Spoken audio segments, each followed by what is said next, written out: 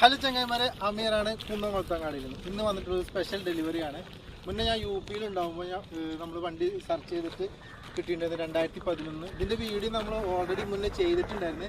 ആ വണ്ടി നമ്മൾ നാട്ടിൽ കൊണ്ടുവന്നിട്ട് ഫുള്ളായിട്ട് വർക്ക് ചെയ്തിട്ട് സാധാരണ നമ്മൾ കൊടുക്കാറുള്ളത് പോലെ തന്നെ പ്രവാസി കസ്റ്റമർക്കാണ് ഈ വണ്ടി.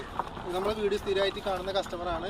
അതും കണ്ണൂർ അങ്ങാടിയിൽ നിന്ന് നമ്മളെ വണ്ടി തേടി വന്നിട്ട് വണ്ടി പോലും കാണാതെ ഫുൾ എമൗണ്ട് നമുക്ക് ആദ്യം തന്നെ ചെയ്ത് തന്നിട്ട് നമ്മൾ വണ്ടി എടുത്ത് കൊണ്ടുവന്നു. അത് നിസ്സാര വിലക്ക് വണ്ടി എടുത്തു കൊടുത്തിട്ട് ഇപ്പം നമ്മൾ ആ വണ്ടി ഡെലിവറി ചെയ്യാൻ പോവുകയാണ്. അപ്പോൾ ആൾ ഗൾഫിൽ നിന്ന് ഇപ്പോൾ നാട്ടിലേക്ക് ലീവിന് വന്നിട്ടുണ്ട്. ആ വിശേഷങ്ങളാണ് ഞാൻ നിങ്ങളുമായി പങ്കുവെക്കുന്നത്.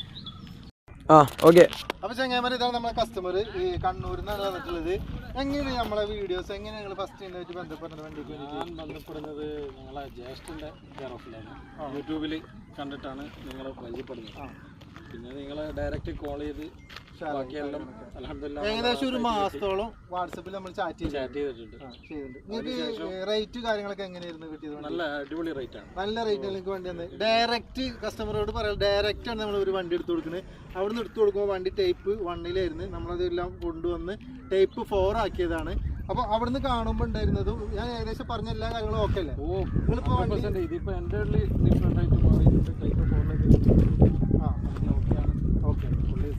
നമ്മൾ ഓടിച്ചു നോക്കി നിങ്ങൾ എങ്ങനെയുണ്ട് വണ്ടി? നല്ല പെർഫെക്റ്റ് കണ്ടീഷൻ, ഉഷാറില്ല.